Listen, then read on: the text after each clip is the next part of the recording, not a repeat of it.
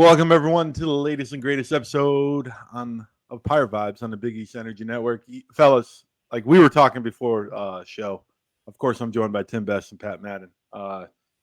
Did we come up with a nickname for us? Like I think by now we should have a nickname. Like we're 6 wins into this now. Like we should have a nickname. Tim, anything? We'll continue to workshop this. It took me 5 episodes to get Patrick to say he's my co-host. Then he brings you on, and Anyways, before we go, it's been a great day for Seton Hall fans. Tim, obviously the big win, 85-74 over NC State out there in Maui. We defeated the Fighting Will Wades. I think the spread, if the Big East, I believe it was over 12, right? Patrick, do you know? I think it was like 10.5, I want to say. It was moving a lot. It had slipped to 9. 9. Okay. So, and we flipped it and won by 11. So you do the math. Tim, let's your first take on this. I mean, just where do I even begin? Like, wow. I mean, again, last season, Seton Hall didn't beat a single Power 4 team. First try in Maui, they got it done against a ranked NC State team. And this isn't just some, run-of-the-mill, like, oh, they're low top 25. Like, they'll be serviceable. But, like, this is a good team that's going to be towards the top of the ACC. And I know we talked about in the preseason. It still holds true now. But for them to win, not just win this game, but win the way that they did, speaks volumes to what this team and how Shah constructed them. Like, we're seeing it all come to fruition now. Like, the way he constructed the roster, you're seeing why he did everything that he did. Getting a guy like Bud Clark, who I think today easily his best performance in a Seton Hall uniform. His mid-range was nearly unstoppable. Just the stop and pop was so good. Defensively, he was getting steal after steal. I'll give him a pass on the missed layup. I will given how great he played, missed layup, like, okay, you get a mulligan for that. Like, no harm, no foul because of the end result. Bud played his best game. Staten McCray went off before Mike Williams got hampered down with hopefully just cramping. He was sensational. I mean, he had 14 points and was extremely efficient from the floor. And the one big thing, when NC State went on their runs, Seton Hall was able to get the silencer and answer when the tide was turning in favor of the Wolfpack. I think when they got down to 9, I think it was like 69-60, I want to say. It was 69-51. They cut the lead in half really quickly. But Seton Hall had the answer, and they were able to get enough distance to pull away and win this game. And we all know, I'm going to sound like a broken record, that last year's team sure as hell would not have held on to that 18-point lead against NC State, or hell, even like Hofstra or Monmouth, for example. So I genuinely couldn't be happier. And I think Shah and his staff really managed the game well, especially when there were those multiple officiating blunders with the box out of bounds call and a blatant missed lane violation. Like, you got a 3-man crew. How the hell do you miss a guy from NC State entering the lane easily before the shot even got released? But that's enough of the negativity. Vibes are high. Pirates win. Super Go Pirates. Like, and listen, we're already halfway to the goal of going over 500, 2-1. So, like I said, no notes. Couldn't be happier. And I'm on cloud 9 right now, honestly. Pat, talk about the 8-man rotation. It looked like they kind of, Dar and Josh Rivera kind of were left off. They just stuck with the same 8. Do you think that's the move going forward, or do you think just in big games he's going to rely on this? Well, then the question becomes, what defines a big game?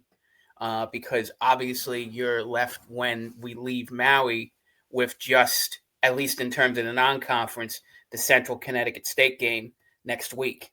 Don't sleep on the Blue Devils. But I mean, the point is, you go from that to Kansas State to Rutgers. We'll leave Rutgers out for a second, and then you get headlong in the Big East play. So I do think there are definitely roles for Dar, roles for Rivera.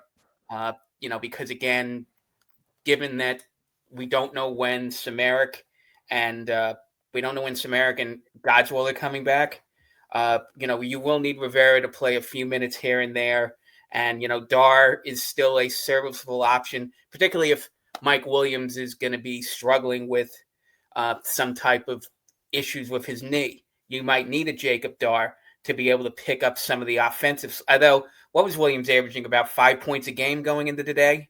Yeah. Something like that. His 14 was sort of a refreshing anomaly. And I guess then there's not much slack for Jacob Dar to pick up if you need to. Because already the guards are picking up some of the slack because they don't have Desheen Felton available. So, don't necessarily say, hey, look, even if you go to an 8-man rotation or you're emphasizing 8 players, you never know when you're going to need somebody to step in for one of those 8 players. Definitely. All right. Are you guys ready for USC? Are you going to be disappointed if they don't come home with the Maui Trophy right now? Now that you took out NC State, that was the big fish, right? I would say no, but I will be disappointed if they played like this against NC State today and then lay an egg against USC. Like that'll be a massive letdown. If they don't come away with the championship, I won't be mad. But I will be disappointed if they drop tomorrow's game to USC. I think they got to make the final. And drawing Texas, Arizona State, or Washington State by some miracle. I think most likely it should be Texas or Arizona State that makes the final.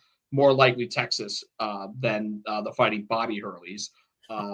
But yeah, I think that losing to USC would be a bit of a letdown. I mean, to rewind to last year, Seton Hall beat VCU, who is the preeminent favorite to win the Charleston Classic last year. And what happened the next game? They played Vanderbilt, who turned out to be a really good team. They made the tournament, and they laid an egg and lost pretty handily to Vandy.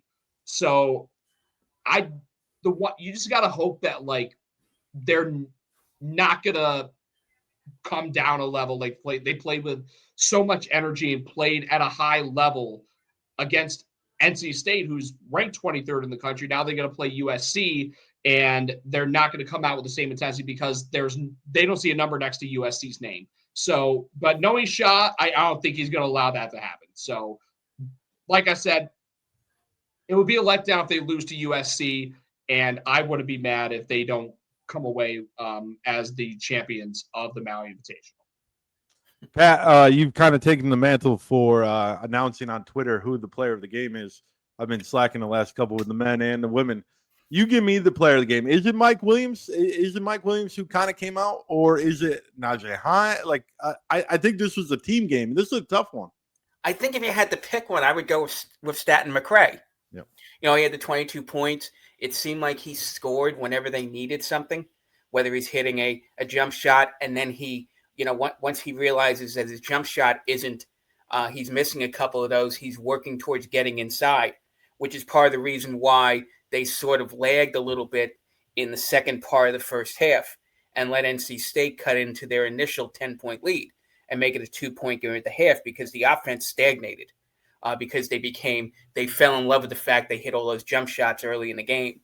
So they forgot to go inside at times. And then, of course, they go to Hines, and Hines was phenomenal inside in the later stages of that first half. And then when you needed to go to defense, you went to Stephon Payne, who did an excellent job, even though it's not going to show up in the stat sheet. But I'm going to go with McRae. But I think, Tim pointed out how well Bud Clark played, pointed out how well Mike Williams played. Hines, I don't think there were many players who played significant minutes that didn't have a good game today. And again, you do need a team effort like that. I think one quick point I'll make is that, last year, if you didn't get a great effort from Isaiah Coleman, Seton Hall was dead in the water almost, and Dylan Adewusu when he was healthy, because nobody else between the Scotty Middletons and the Garway Duals was picking up the slack for this team. But this year you've got everybody who's seeing significant minutes is looking to make a statement. When they even Trey Parker, I know people were saying that Trey Parker is sort of like, of the three main point guards, Parker is the weakest link between the three of them. Yet Parker can make some plays which will blow your mind, particularly the alley-oop to Staten McCray that gave us, I think it was a 16-point lead with about 10 minutes to go. Yeah, he's definitely showtime. The only thing I think on defense, and he had 4 turnovers in only 16 minutes, but the plus minus, and I know I refer to this, and it's not always the greatest stat, but when your starting point guard, Bud Clark, was a plus 21 and Trey Parker's a minus 15, like that's a pretty big drop off. And I know you could say, well, who was he on the floor with? Well, no one else has more than minus 5. So obviously at that point, it had to be Trey Parker was the weak link. And it could be the 4 turnovers, 16 minutes if you give it up.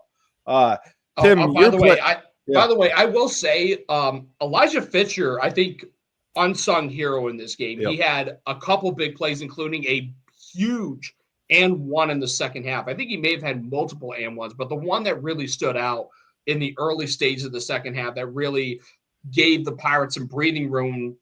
And I always, how much I emphasize starting the second half strong.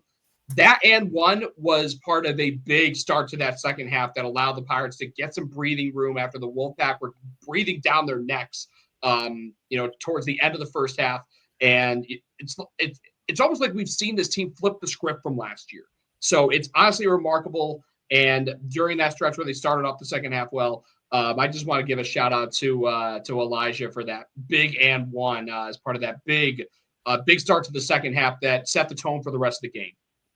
Yeah, Pat, we normally come up with AI cartoons of nicknames for players, especially on the women's side. Actually, when I saw the N1, I was like, Fisher needs one. So, Pat, start brainstorming. What can Elijah Fisher's nickname be? Say that, Pat. Although I will say I did see people when we picked them up in the portal having people on the side with their poles throwing lines in the water. So that's probably you probably have them sitting on a boat with a fishing pole and just looking to reel one in. That's probably as basic. He's pretty basic. Yeah, I mean he's fishing for dubs. Fishing for dubs. There you go. Tim, I'm going to toss it back to you here. Free throws, man.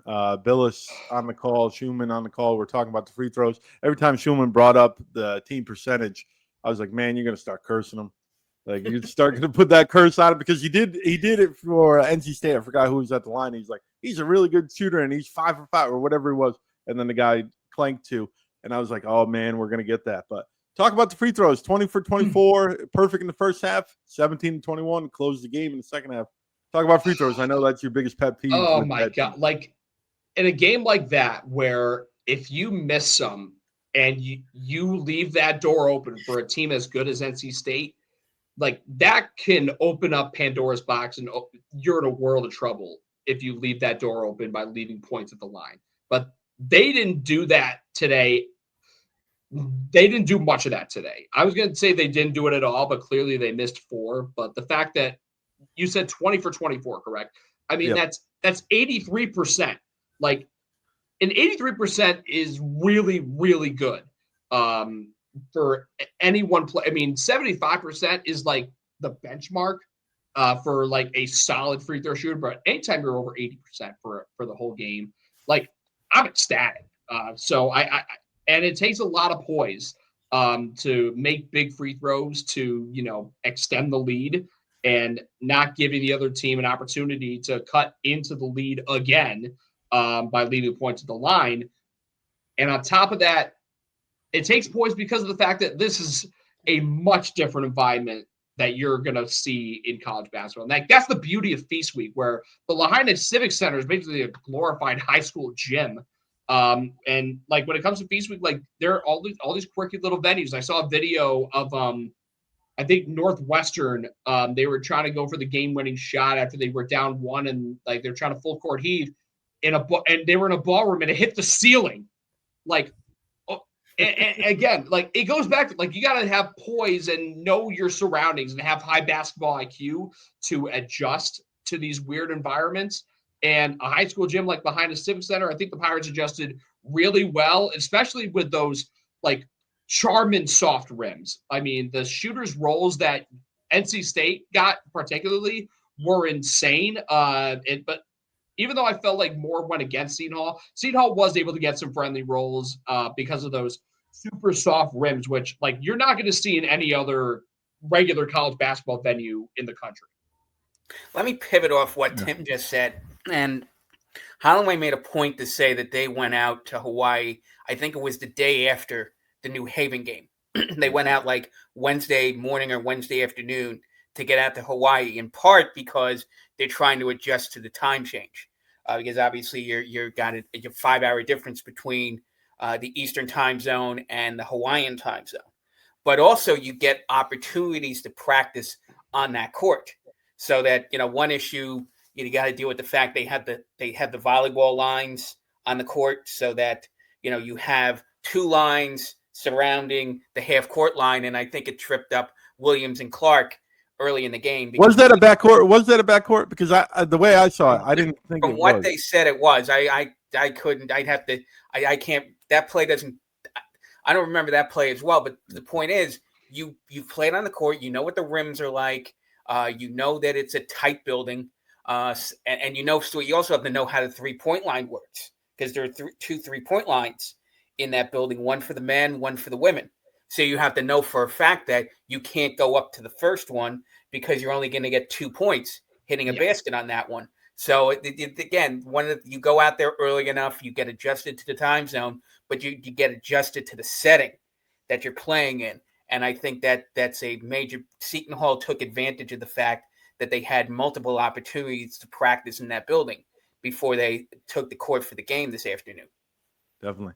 One of the biggest thing, obviously, we always talked about this leading up to the season, that we were looking for more shooting at most of the points. Obviously, Stat McRae is a pretty good shooter, but all the rest of them kind of left a little bit to be desired from their career.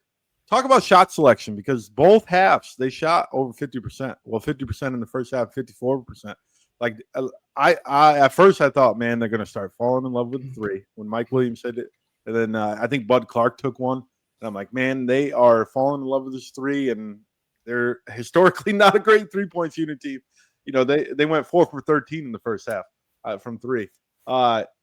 Shot selection, anything concerned, Tim? Or do you think it got better as the game went on? Or maybe they settled in? Because I will say, you touched on this earlier, Shah kept it cool the entire time. Like, guys were upset about the refs, and he's like, hey, we're cool. And I think that was a big swing. But talk about shot selection. The times in which there was bad shot selection, that was when NC State was able to go on their runs. When the shot selection was good and they were able to get the looks that they were desiring, whether they be from outside or in the paint, that was when Seton Hall was excelling and keeping NC State at bay. So the shot selection was better in the second half because State McRae was knocking down. I feel like that's where he did most of his damage. Simpkins, had multiple big shots in the second half. I'm a big fan of how, his catch and release is just so quick. I mean, because me being a baseball guy, it reminds me a lot of the great Omar Vizquel with his hand to glove to hand.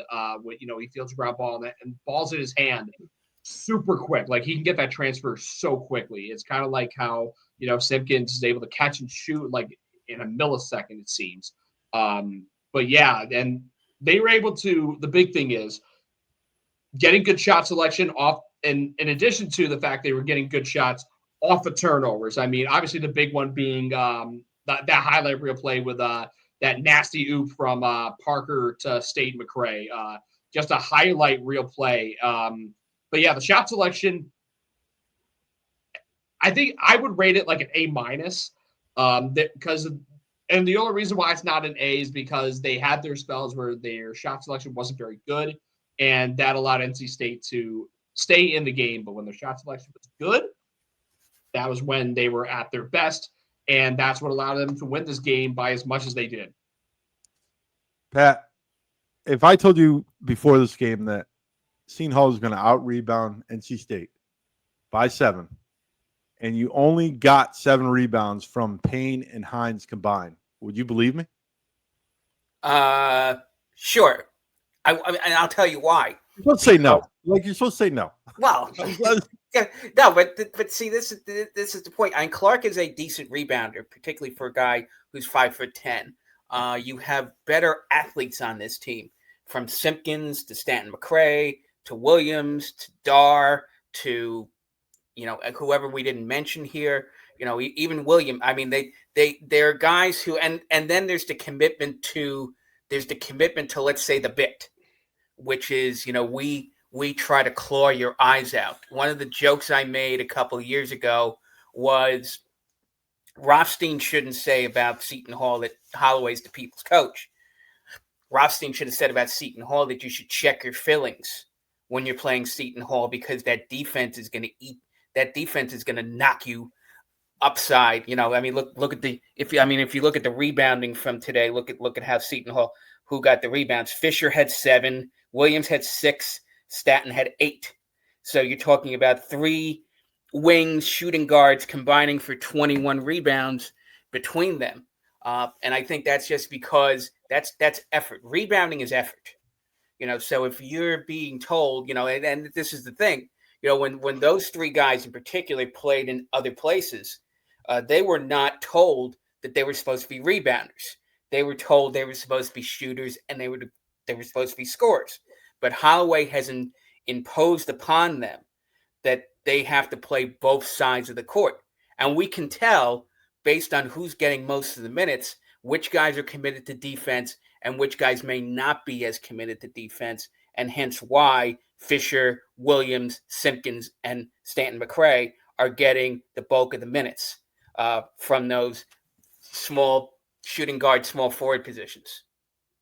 Fair enough. Tim, this is the biggest win for Seton Hall since fill in the blank. I'd probably say sometime during the 23-24 season, whether that be sometime in the NIT, either winning I would say the easy choice is winning the NIT championship. Yep. But this is their first win over a ranked team, because UConn wasn't ranked last year, if I'm not mistaken, right? When Seton Hall beat them at the Rock. I don't think UConn was ranked. So I would say the easy answer is beating Indiana State in the NIT final. But I would say beating Marquette would be the wins against UConn and Marquette in the early part of Big East play that same season is probably up there as well. But more likely than not, I mean, probably the biggest win since, Seton Hall was able to bring home a trophy from Indianapolis back in April of 2024.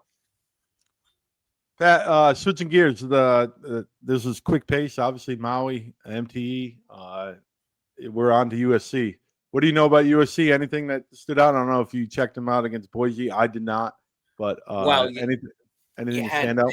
They had to play down to the final seconds to hold off Boise State. Now this is no slight to Boise State, but USC has far more talent. And of course, they had to play a double. Was it double overtime or triple overtime? Double. To beat double? I think. Yeah, I think it was double. It was. They had to play double overtime at home to beat Troy. Again, no slight to Troy, but Troy's in the Sun Belt. So the fact that again, this is, Eric Musselman is one of the great recruiters in the game, not unlike Will Wade, who we beat this afternoon. But when it comes to coaching, it's funny that we played USC 2 years ago and lost to them in the MT in San Diego. And then USC's season went into total freefall. And unfortunately, that loss did not stand up very well when we lost to USC 2 years ago. And then USC was pretty mediocre last season as well. I mean, they have some talented guys. There's no reason why they should have struggled against either Boise or Boise or Troy. I mean, you've got Chad Baker-Mazara coming off a Final Four trip at Auburn. You got Rodney Rice, who played at Maryland. You have Ezra Azor, who's a very good rebounder. So they've got one thing they don't have is they don't have a lot of depth. They will probably they'll play 10 or 11 guys, but they can really only trust maybe 6 or 7 of them. So in theory, Seton Hall being able to go 8, 9 deep, particularly with the way the conditions are in that building. Now, granted, they just put air conditioning in, but I still think it's probably one of the most humid buildings. And of course, you are playing your second game in 2 days. So the question becomes what types of legs.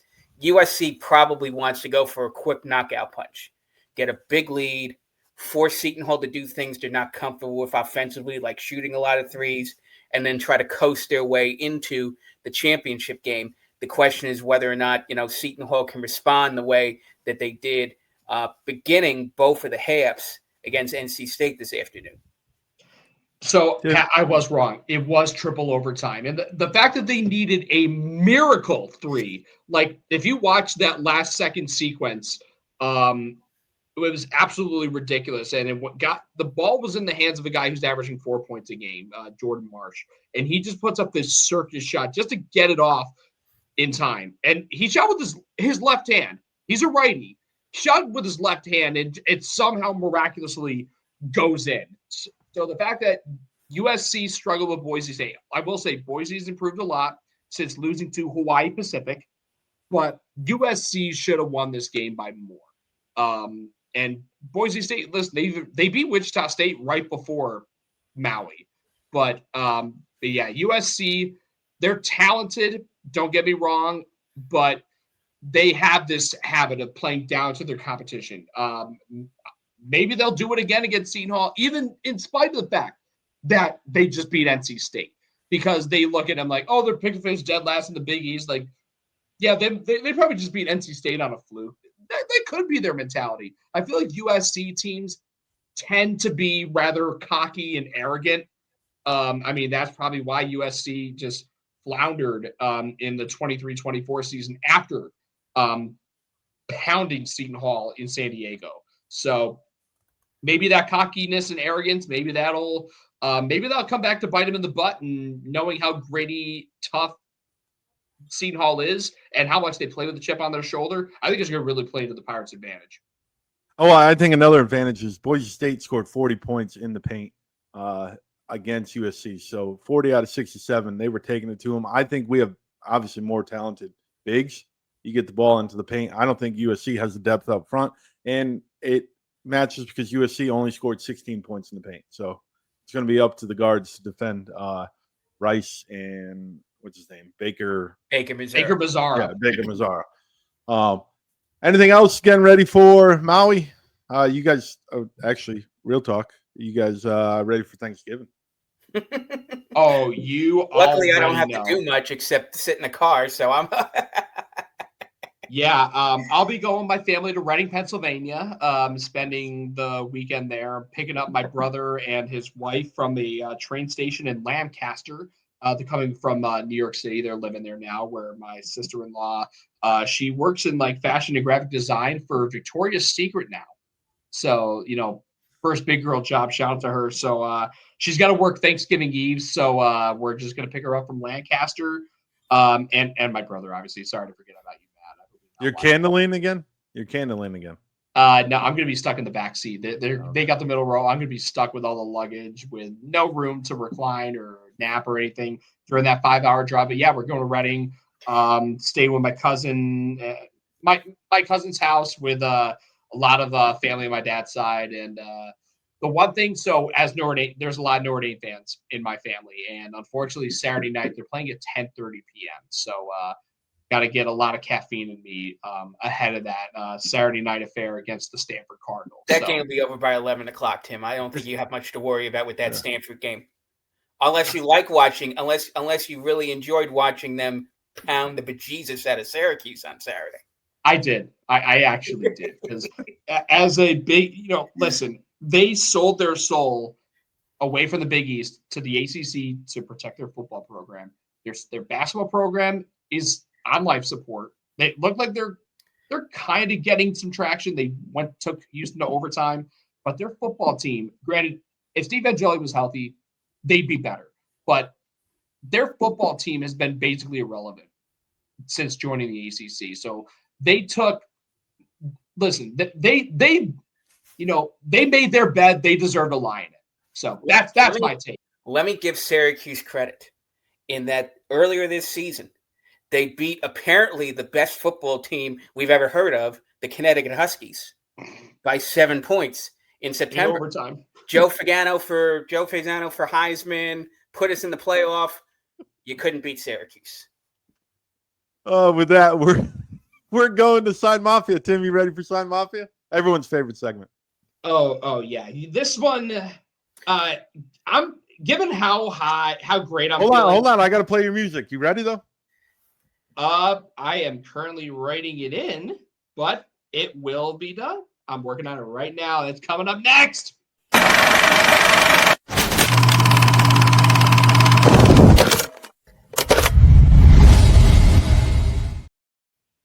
Tim's Sign Mafia vibe here on Pencils Pirates down, Live on the Big kids. East Energy Network. What's that? Pencils down, kids. Yeah. All right. Here's the test. Trojans greater than Durex. No. Durex is greater than Trojans. Oops. Yes. Yeah. When it's pointed at. I'm sorry. If the arrow's pointed at the value. Yeah. The alligator's mouth. I get it. Okay, but yeah. So actually, I had made this episode. There's a lot going on here, but for the test, by the way, I hope this isn't a test question in your health classes, kids. And more importantly, if you're a kid, you're probably. No, I'm kidding. I'm kidding. What are you doing watching the podcast for 32 minutes on Seton Hall Pirates? You know ball. That's why you're here. Yeah, there you go. Yeah, I just know this generation cannot keep their attention for 32 minutes. Yeah, they could have bet for about 6 or 7 seconds, but yeah. So the funny thing is, I had made that sign. Seton Hall played Troy my sophomore year, and I made that sign, and that didn't get a lot of love. It's kind of like the Peacocks are just rave turkeys thing from a few weeks ago when we played St. Peter's. So easy opportunity for me to bring that back to the forefront and make a cheeky little condom joke. Because listen, I'm feeling great, as should everyone in Pirate Nation. Vibes are high. Now we got to go into USC, but even though we're at this high, we can't come back down, and we gotta make a statement and prove that today was not a fluke against a USC team that had our number a couple years ago and is looking to have lightning strike twice against the Seton Hall squad. Pat, you got anything to add to that? I don't know if Tim can see this. You probably can't. That's unfortunate. Yeah. Mm-hmm. You've used this a few times. You think in your day. I guess someone else stole it from you, but oh, son of a! It still lives. Honestly, I don't know if you know Justin Della Veneria. Yeah, honestly, listen, it spreads. It spreads to quote John Rothstein. And we haven't seen it in a while, so I figured that since we were talking about that subject, we could parlay into a meme that Tim used to throw out a lot when Seton Hall would win a big game back in the day. I still do now, and I feel like I'm just giving away my burner information. So next week, underneath Tim Best, we'll give you your burner account screen name. You know what? Screw it. We'll do it again. Why not? No secrets here. All right, fellas. Anything else while we finish up this? Are we going to do another episode? Are we planning it, or is it just? Who knows? We'll see. If things go well against USC, let's run it back. If this is going so well, I got to run it back. If they broke, listen, we're carrying this conference, right? We're the premier basketball school now. We have the least amount of power bottoms, Big East power bottoms. All right, fellas. This has been Pirate Vibes on the Big East Energy Network. Stay true, stay blue, and vibe on. Ahoy there! To lose.